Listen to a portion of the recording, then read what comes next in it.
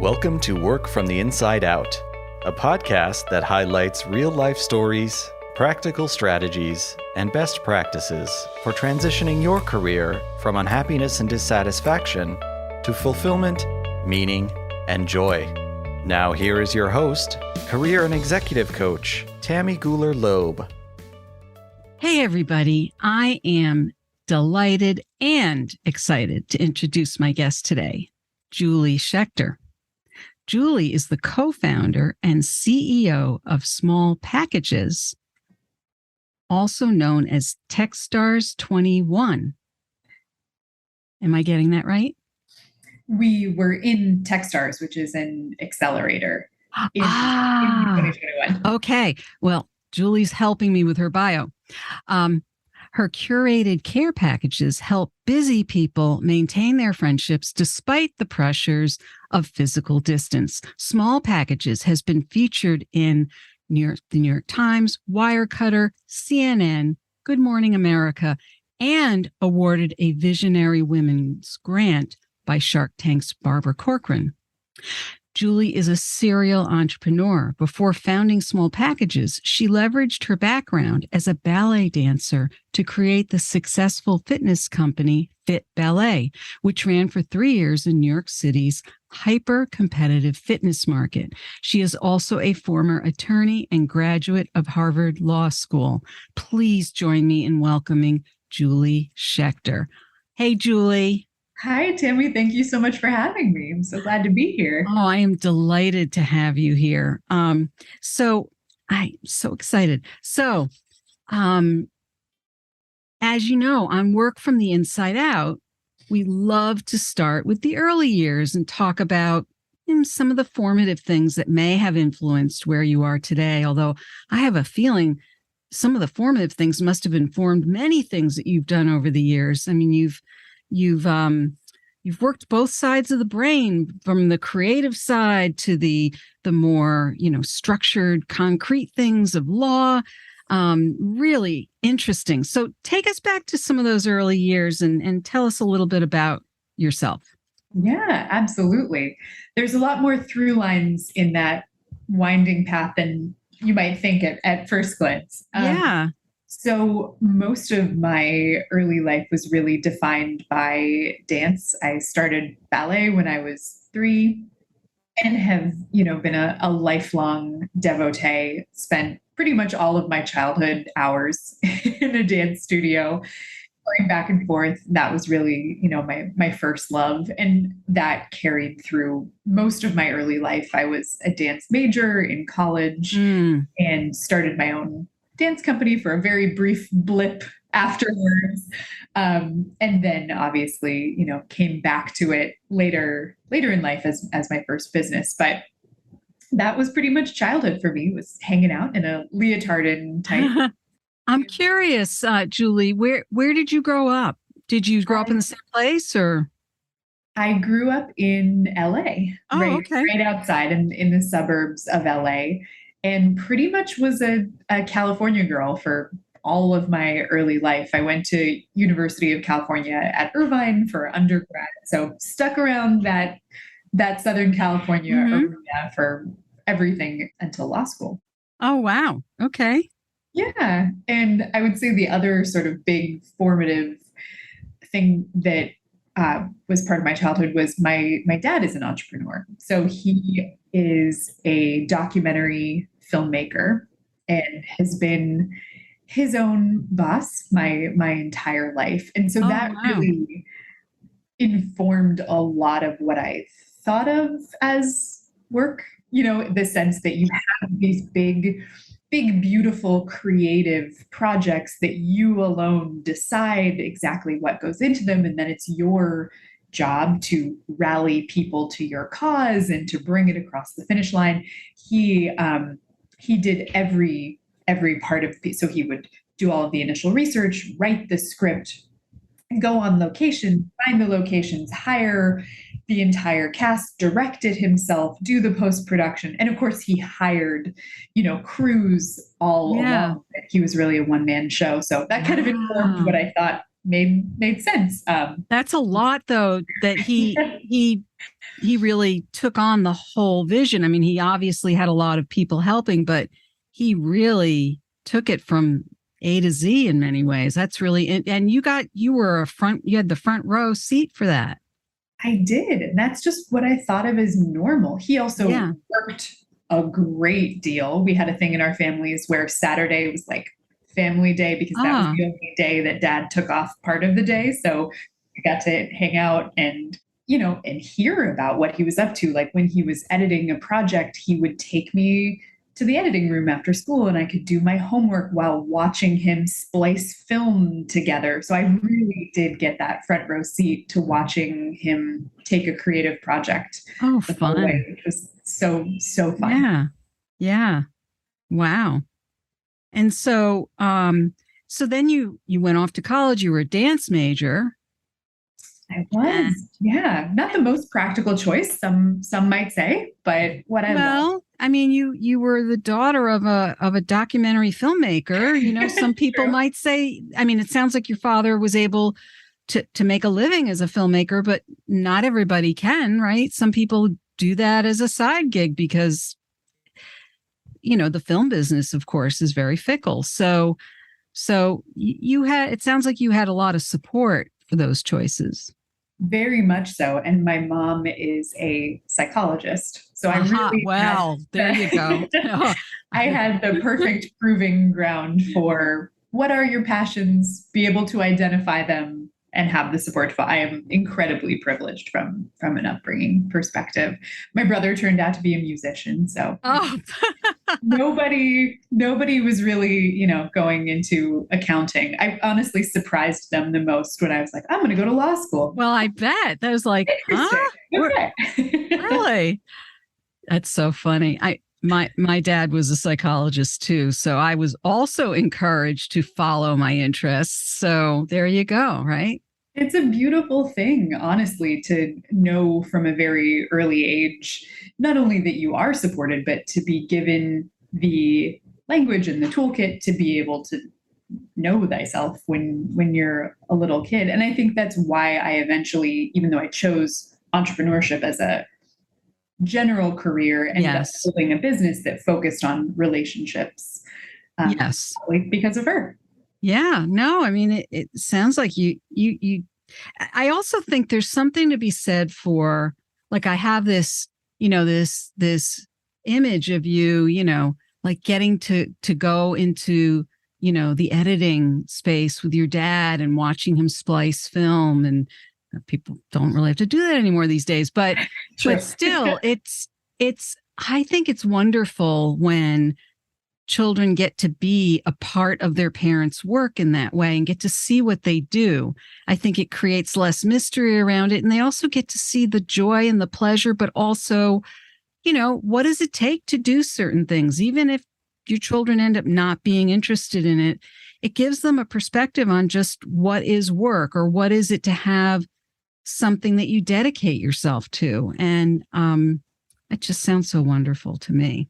I think that's so incredibly true. I think from both of them, I also absorbed the idea that your work doesn't define you. You have a whole personhood outside of it, but that work is a calling. Both of them chose careers and dove into them in a way that was the absolute antithesis of a 9-to-5. We all would have conversations about, what artistic choice do I want to make in this movie? Or I'm having a really hard time with this child at school. She was a child psychologist. Child who needs help without any violations of confidentiality. Yeah. But, it was, the idea was you choose a vocation that lights you up and that you want to talk about outside of work hours, which I think honestly is why when I went through law school, which I loved, and then ended up at, a big firm as a lawyer, and I was making that calculus of, I see all of the intelligent, cogent reasons to stay at this, but I am intimately familiar with exactly what is missing from it. That is the thing that I cannot sustain. So take us through how you decided to go to law school. What was it that compelled you? Now, did you go right out of undergrad to law school, or like what was well, actually you worked professionally as a ballet dancer, am I right? For an extremely brief stint, I toyed with starting my own company. That was okay. But the sort of order was after I graduated from undergrad, I did Americorps, which is sort of the domestic sort of Peace Corps, and I was very excited about, I'm charging in with my naive 21-year-old self. I'm going to break down all these barriers. I'm going to do all of these things. And I encountered just a truly life-altering amount of red tape in being able to actually accomplish anything. And so going to law school was a direct response to that. I want to make a change. I can see that if I stick in this particular sphere and I try to rise up in public policy or public service from the bottom, it's a noble field. I am too impatient for that. I understand. What were you doing as your Americorps work? What kind of work were you doing? Yeah, I was in very Southern California doing work with nurses who were going into preschools in the area in San Juan Capistrano, which is like quite near the border, and doing sort of wellness, like ear and eye checks for the very small children in that area, basically trying to identify like who needs glasses, who needs a hearing aid, because a lot of these kids, English was not their first language. And so they would go into the school system and not be able to identify that they were having trouble and that they would fall behind. And so we would catch them at the very beginning. So that was a fantastic project to work on.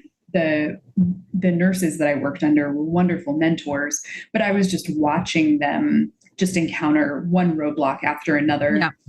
And so I'll just go be Atticus Finch. I'll just go to law school and solve everything. Oh boy, I'm already seeing some parallels between your history and mine, because I started my career in community mental health and started asking those same questions. Mm-hmm. But instead of going to law school, I went and got a job in the mayor's office in Boston and started working in human service and public health policy. Amazing. But also trying to answer those questions, like how do you shift change, or how do you, where does the real power lie, and how do you, cut through some of the stuff that's preventing people from getting what they need, right? But so anyway, your approach was to go to law school. So you went to law school within, it sounds like a reasonable period, or a fairly short period after undergrad, after you finished Americorps, or?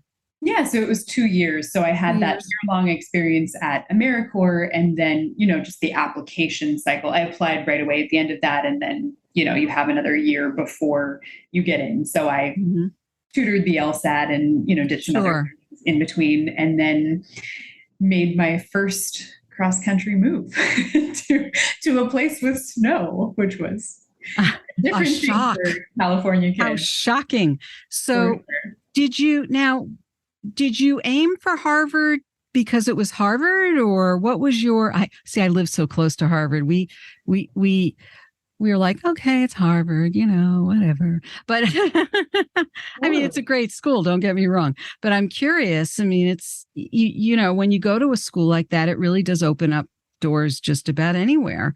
Was that a very clear decision to go cross country at that point? It was. I applied to, the whole sort of top just strata of schools, and Harvard was the best place that I got in. For somebody who was going to stick with law, I don't know if that was the best choice, just because, you get a lot of financial aid at other places, and Harvard, not so much. So they have a huge endowment. Okay. No comment. So it just depends on what your goals are afterward. But I just sort of figured this is the best place that I've gotten in from a networking perspective, from a, honestly, from a novelty perspective too. I was very excited about going to the East Coast and exploring. Oh, absolutely. No, I'm sure it must have been an amazing experience. I can't help but ask, like, were you, having been a dance major, were there things that you needed to do differently to be able to apply to law school? I would imagine that sometimes, I mean, I know you had the whole liberal arts background, but I'm just curious, did that, or I'm imagining, kind of the Elle Woods kind of application to law school, right? I did not send in anything scented. Probably got me to Yale if I did. No videos of you in the pool. Unfortunately not. But I mean, if anything, I think it probably helped from a diversity perspective. Yeah, I would imagine. Yeah. A lot of folks that I was in school with kind of had a very similar path where they were coming from an Ivy and had a political science undergrad and clearly had been preparing for this their entire lives, where I had sort of unexpected and weird benefit of having made a left turn into it at the very last second. So yeah, a girl from California who is a ballerina and all of a sudden wants sure, round out the class. Why not? No, I think that's great. I mean, I love hearing that. I'm sure it made you, really help round out the class. So what was, somebody once told me that if you want to be a lawyer, yes, you have to go to law school, but you really have to want to go to law school regardless. That's what I was told once. Yeah. What was it like going to law school? It was amazing. I had some of the best 3 years of my life there. The joke about the Grinch, how his heart grows 3 sizes. I felt like my brain grew. I did well in undergrad and I've always been a good student, really liked school, but this was sort of like, all of a sudden you're in the NBA, like just law school. I think everywhere feels like that because they purposely front load into the first year just a truly absurd amount of information. And you're also thinking about things from a completely different paradigm for the first time. Like the concept of, it's not like you're just taking property law. It's like, what does it mean to own something? Like, not just criminal law. It's like, how should we order a whole society? So it's just sort of like these very baseline, like brain rewirings, which were just fascinating to me. I loved law school. I did think it was sort of different than being a lawyer, but I loved law school. It was or wasn't different for you? Was different. I felt like the experience of going through law school and then being a practicing attorney bore like very little relation. That's what I've heard. Yeah. Yeah. So now when you did go, did you already have some ideas? Because it sounds like you did you did some research, of course, before making that was a big decision. Did you have ideas about sort of what pathway in law you were aiming for when you went there? Yes, and it didn't work out. Oh, okay. So I went in thinking I was going to do a public interest path, that I was going to do not necessarily constitutional law, but that I was going to get, sort of stuck in an institution where I was doing policy and concentrating on that. And I think part of this is just the, naivete of being a young person, but the debt load coming out of law school, I don't think I quite grasped at the time. And I think this is a path that many people have walked before me, is I come in thinking I want to do one thing, and then I sort of take a hard look at what that looks like. And I decided to go work at a firm instead, because that was the move that, was available. And also, when you have the opportunity to go, I worked at Gibson Dunn, which is a wonderful firm. it's also fantastic training. So you still, of course, preserve the opportunity for yourself to go do something in public policy later if that is the path that you want to take, because they just offer such incredible training. So so that was the direction I ended up going. So was there a particular segment of law that you ended up practicing there? I was on the litigation side. So I was doing some, anti-money laundering and employment. And I mean, that's sort of the interesting thing about being a young associate at a very large firm is if the firm is oriented this way, because they're organized different ways, but if they're open to it, you can kind of really explore from the very beginning and say, this partner who works in employment is taking on people, so I'll do a little bit of that case and a little bit of this one, and you kind of see what is most interesting to you and what you want to build your own personal practice in. Yeah. So you had a chance to really have that experience. I did. I got to sort of experiment with a couple of different opportunities. Mm-hmm. And so was that the bulk of your experience as a lawyer was with that firm? It was. I started with them in California and then ended up moving to the New York office as well. And then ended up leaving law to jump into the crazy world of entrepreneurship. Now, what made you move to New York? A relationship, just all of the reasons that we end up sort of moving around, which is sort of funny. I think about it now from the small packages perspective, and all of the things that draw us in a bunch of different directions. I'm like test case number one for that, back and forth for all sorts of things. Yeah. Oh, that's funny. Well, I was going to say, you mean you missed the snow, so you came back east? I mean, I'm in New York now. That's where I'm based. I certainly right. No, I know. Yeah, you're now. You really are a New Yorker, sort of. I've earned my stripes at this point. You've earned your stripes. That's right. So how many years did you practice law? About almost 3. It wasn't very long. Yeah, but enough to really have the fullness of that experience for sure. I think so. Yeah, absolutely. I think it was pretty apparent from the very beginning that it was a fantastic career and just not for me, like not the way that I'm oriented. Yeah. And yet you did well though. You did well while you were there, and then you realized it was not what you wanted to be doing. Exactly. Yeah. The siren song of starting my own thing was calling me. Was it? Now, how did that transition come about, or and then you started your fitness company. Is that right? Yeah.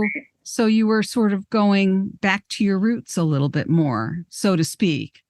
A little bit, yeah. So I had developed the curriculum for Fit Ballet while I was in law school, not thinking I would ever turn it into a business. It was just something I was doing for myself. So I had gone from being a dance major where I was moving 6-7 hours a day. I was in rehearsal, I was in class, to being a law student where I was completely sedentary because you're just trying to, absorb so much information. And so I had 1 hour that I could sort of carve out of my schedule to go to the gym. But I was a dancer. I'd never been in a gym before, really. And so I was taking a lot of CrossFit classes to try to, get myself acclimated in this new thing. So I ended up just creating a curriculum for myself that traded really, really heavily on my ballet background, but incorporated a lot of circuit training that I was learning from this new way of doing things at the gym, so that I didn't have to get away from multiple hours of ballet, but I could still maintain the kind of body that I wanted to, not even from a weight perspective, just like the elongation and the flexibility and all of those things. Yeah. So I developed it for myself in law school, and I'd been using it the whole time I was a lawyer because I had the same time constraints. And then when I decided I wanted to start my own thing, that was, some intellectual property I had right at my disposal, and I was just really excited about it. And so I ended up diving into the world of fitness. Now, so what did that business look like? Did you create like an on-site place where you worked with people, or how, I don't know what year this was, so I don't know. I know you ran it for 3 years. So we started in 2014, and it was a pop-up model. So we would rent unused space in dance studios and yoga studios and other spaces like that around the city and have classes. I had a whole team of really wonderful instructors who I had sort of taught the curriculum to, and then they made it even better. And so we had regulars who would come in much the same way they'd, attend any other boutique fitness class. And we went with that model for about 3 years, like you were saying. Mm-hmm. And it was so fun. I was in such good shape. But then it reached an inflection point where we were growing as a company, and it reached a point where we really needed a home, and the pop-up model wasn't really working anymore because just the logistical pieces were too complicated. And so I kind of faced a point where I had to decide, do I want to raise capital to open real estate in New York City?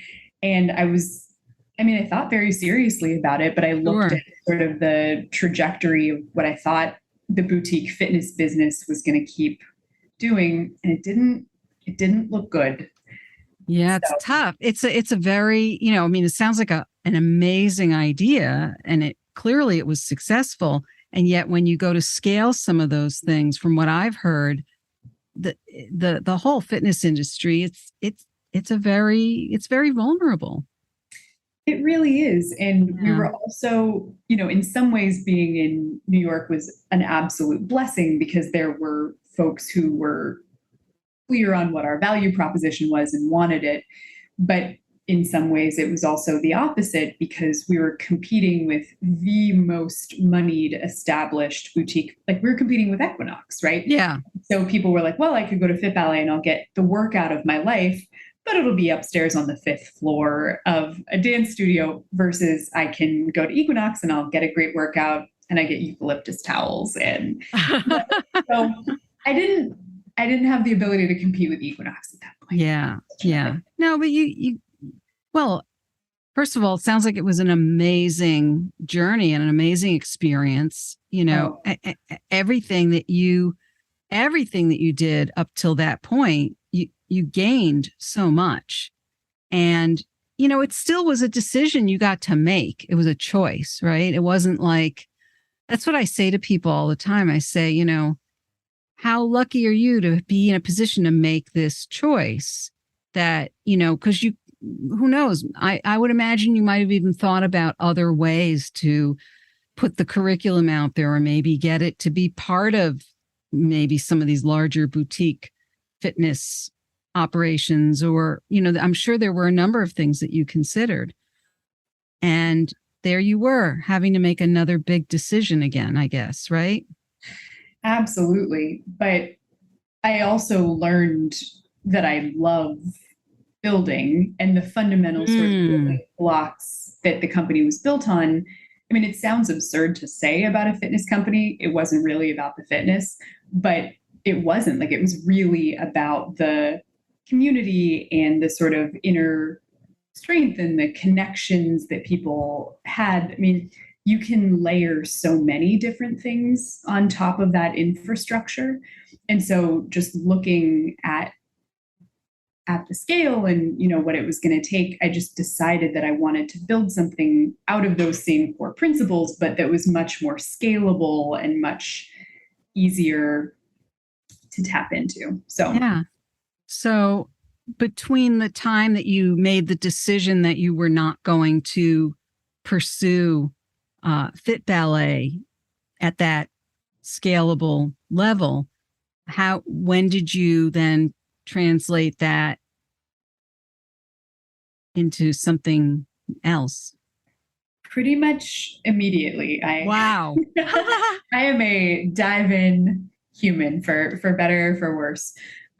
So I made the decision to close Fit Ballet, and then I took a day job doing counseling for attorneys, returning to another Interesting. previous thing. So doing some employee engagement stuff there, and then immediately started working on small packages sort of in the background. So I built small packages for the first year while holding down a full-time job.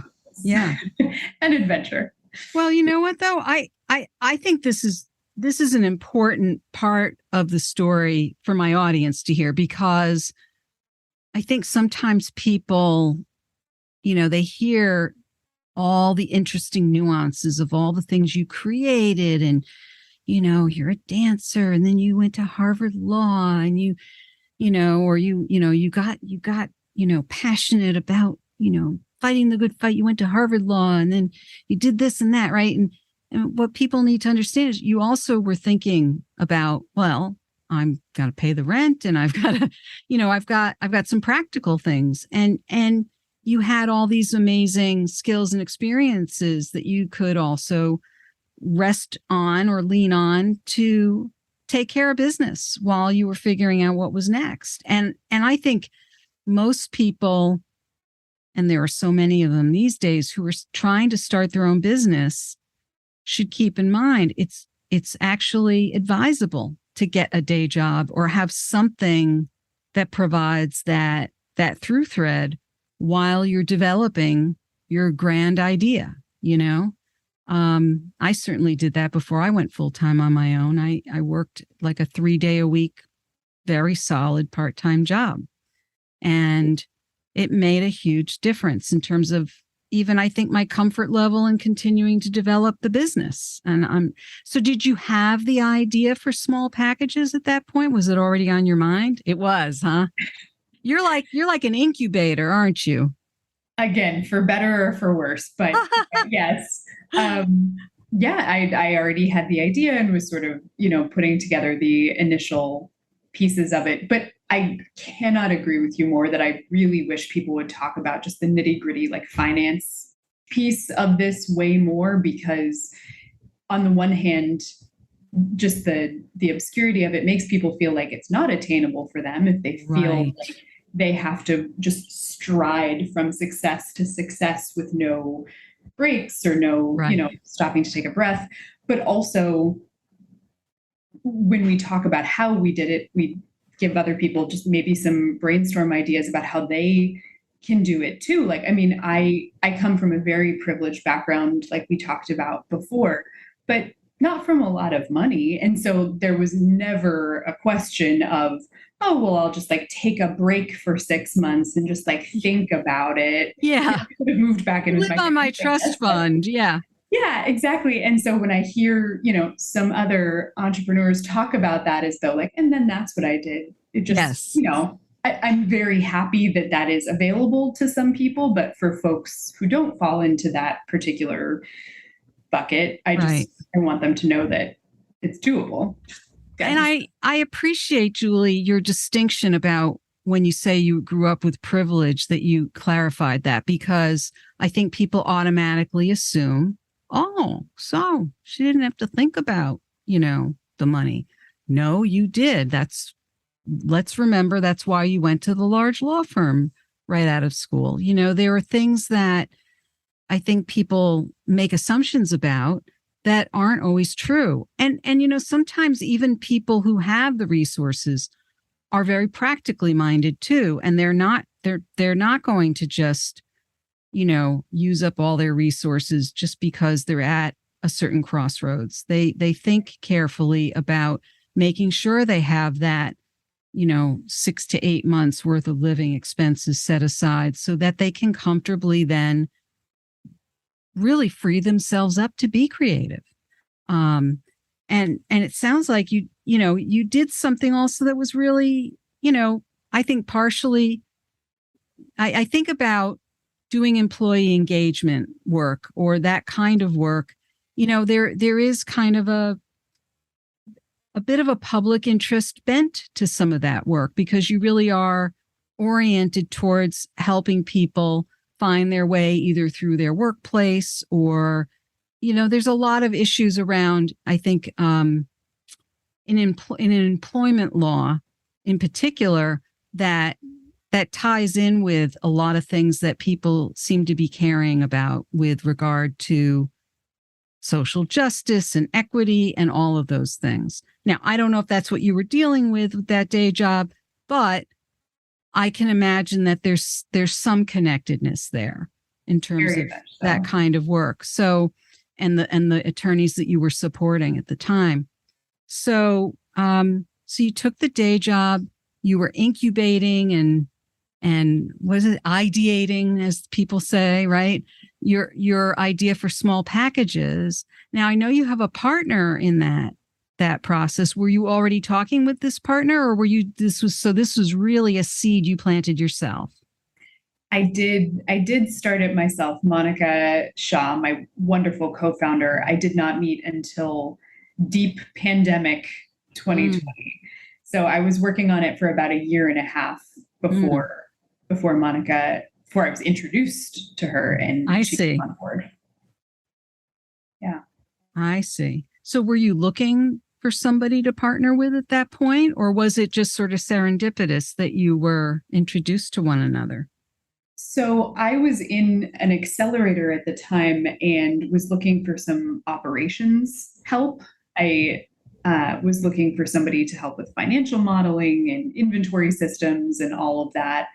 And one of the other women in our accelerator recommended Monica, who had a job at another startup where she was their director of operations, and said, oh, we used to work together at this WeWork. She's very, very smart and wonderful to work with. I'm sure she'd help you. Like, she wasn't looking for consulting work. It was just sort of like, a friend will do another friend a solid. And, oh, nice. Maybe she'll build a model for you if you ask her. And so we started working together just in a very, transactional capacity. And she was helping me build out all of these operational processes. And I just, was really taken with her skill set and the way that we worked together. And I sort of had this same feeling that I used to have when I was in undergrad and then again in law school. I was in a ballet company there where you're choreographing and you just sort of like get that sort of like creative high when you're with people that are really vibing with you, and you feel sort of like that buzzy energy. Getting more energy when you get off the phone with a person. You feel more powerful than when you got on with them. And so I just try really hard to pay attention to those things when those people come across my path. I think I took her completely by surprise, sort of proposed her joining me as a co-founder. But she said yes. And we, sort of found our way towards, when she would come on and how we would structure it, et cetera. But I wasn't looking. It just happened. What you described, that feeling and the convergence of all that, reminds me of the work, and I will totally mess up his name, so I'm not even going to mention it. Well, some people say it's Mihaly Csikszentmihalyi, the book Flow, but it sounds like you were in flow. And there's all kinds of like neuroscience behind that and all that, but it really is where you're in the zone, so to speak, right? And everything just feels like it's not even that everything's perfect. It's everything just is moving in the right direction, and ideas are fitting together, and the momentum is there, and it just feels right. You can't even always put a finger on one thing. I mean, that's partly sort of the idea behind work from the inside out. Is the idea is you're not always looking for it, but it comes from within. And I love what you said about it. You weren't looking for it, but it showed up and you paid attention. Yeah. And I was very, very, of course, just lucky to, have been introduced to the right person at the right time. But I always identify so well with people who have this sort of like yes and mentality, like they talk about, like in improv classes, which Yes. I'm not any good at, but somebody who sort of will recognize the value that you bring to the table and then iterate on that and make you excited enough to build, which in startup land is table stakes for getting anywhere. Somebody who, really helps you build as fast as you can. Yeah. Now, I realized we've been talking about small packages, but we didn't really tell our audience what is small packages.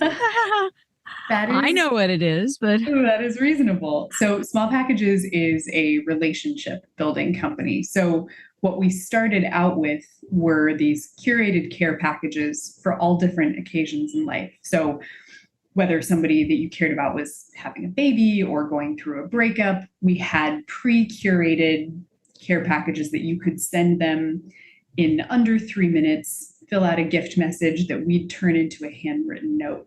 So the underpinning of it is really, how do you show up for people when you can't be there in person and something big is happening, but you yourself are also pretty overwhelmed and don't have the mental load space to go out and, make sure that you are sending something beautiful and thoughtful, et cetera. Right. So that is how we started. And yes, now we're building. And so tell us more about what you're building. So we actually are rebranding and building out a tech component. So it will be called Present very soon. And the tech that we're building enables you to remember all of the important dates and details about all of the people that you care about. Your friends, your family, your colleagues. It's basically an extra brain. And so you plug all of this information into it, and then we help you remember, hey, it's so-and-so's birthday in 7 days. And based on what you've told us about them, here are the things that we think you should do. Send a card, we'll do that for you. Send a gift, we'll help facilitate that as well. So it's one universal source of truth so that you can show up as the most thoughtful friend or family member or colleague that you can be. Right. Now, I love that you're calling it present. That has so many different meanings. It makes perfect sense to me. Now, I'm curious when this will be rolling out, and will this be like a membership or subscription based kind of thing with the information that people can leave stored with you, or in terms of the reminder system or service that you're going to provide? How will that work? Yeah. So our rebrand is happening within the next couple of weeks. So we are hot. We are hot. Okay. Yeah, exactly. We'll be in beta still probably. So folks will have to sign up to the wait list in order to get access, but it's live on the back end. So if you sign up on our website, we'll send you an invite. Okay. But the way that it's structured is folks will be able to download the app from the App Store and use it free of charge, and then purchase gifts and cards, not just from Small Packages, but from a wide array of our brand partners. So you can send flowers and chocolate and all sorts of things like that, and make those purchases through our platform. And we'll be offering an enterprise or a company solution as well. That's fat. Yeah, that makes perfect sense. Sure. And if somebody just wants to hop in and send a package the way that they have been already, people can still go on to the site and do that, right? They can still go on to Small Packages and purchase. They're just as normal. Absolutely. Right. Oh, I've been on the site. I think the packages are delightful and wonderful. Oh, thank you. And I love also the way they're curated and the kinds of companies that you're working with. I get the feeling that that's very intentional. Very, very important to us. So we are a values first brand in the sense that we work with small businesses I want to say 97% at the moment, because we do work with large, book retailers, et cetera. But a huge emphasis on working with other small businesses, women-owned, BIPOC-owned. We took the 15% pledge to make sure that at least 15% of our inventory came from brands founded by Black founders. Nice. So that's a huge part of it for us, because in sort of keeping with the ease of being able to send something thoughtful, you want to also make sure that it aligns with your values and that you don't have to do a lot of extra legwork in order to shop in a way that makes you comfortable and happy about the way that your dollars are impacting the economy. Right. And is this service available only in the U.S. right now, or is it available beyond the U.S.? So small packages, we actually just opened up shipping to the UK. So we are able to do that as well. If you have friends across the pond you want to take care of. Well, some of them might be listening. Yes.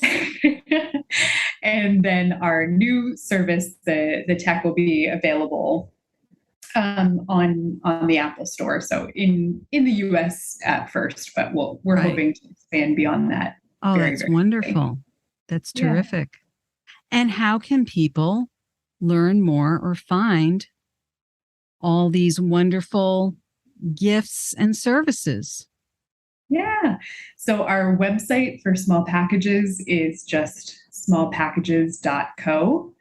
And there's a page on there where you can sign up for the present beta waitlist. Okay. And as soon as you sign up, then we'll send you a code to try it out. They can sign up for the present beta. Okay. Because by the time that this will air, this will be later in August. It'll obviously still be beta, but people will be able to do that. That's wonderful. Yeah. And we're so excited to have folks come into it too, because this is, still early in the product journey. So come help us figure out exactly. Yeah. I love that. I love that invitation. So is there anything that I didn't ask you about that we should discuss? No, I don't think so. I'm just really glad that we, are having the conversation about the finances and the nitty-gritty behind getting things started. I think as I get further into my own entrepreneurial journey, that's sort of been my cause to just make things more transparent so that people know what everybody else is doing and how they can do it and is achievable. Yeah. And I know that's a big part of what I stand for, is trying to help people see what's possible, because it's too easy to assume what's not. And people are really looking to take charge of their lives these days. We know that. And part of that involves people entertaining the idea of making a change or a transition. You have made some significant changes and transitions, even though there is a thread through everything that you've done, and that you are still you. If you were to give somebody a key piece of advice about making a transition or a change professionally, what would be a key piece of advice you might offer them? Yeah, I think I'll just stick on that same thread then on the finances piece and say, if you are starting a business, just to get incredibly granularly clear on the unit economics of what you're building and what it could look like at different stages. Because I think particularly when people have businesses they're interested in that come from a place of passion, that unit economics piece gets worked out much later. And not that money is the most important thing, of course. And if you're not building a venture scale business, maybe it's much, much less important, but it affects everything from your marketing strategy to how and if and when you'll raise money, when and if you can hire, et cetera. So I would say that is the like one thing that I would urge people to bump up in their figuring it all out plan. Well, I think also, even if somebody is, whether they're starting a business or just making some kind of a change to something that they have less experience with, I can see what you're saying is, look, don't assume that you'll figure it out down the road. Ask questions now.